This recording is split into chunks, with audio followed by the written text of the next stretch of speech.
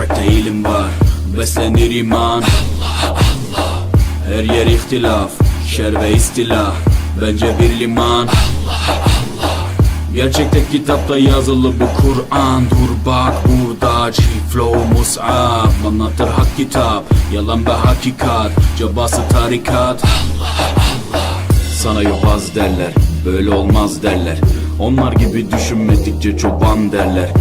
Biz Müslümanız, düşüncemiz hüsnü zandır. Bak istediğin güçle saldır, biz Rabbe müptelayız. İşimde Allah, dilimde Allah, zikrimde Allah, fikrimde Allah, aklımda Allah, aşkımda Allah, aslımda Allah, kanımda Allah. Hasbi Rabbi Cellallah, ma fi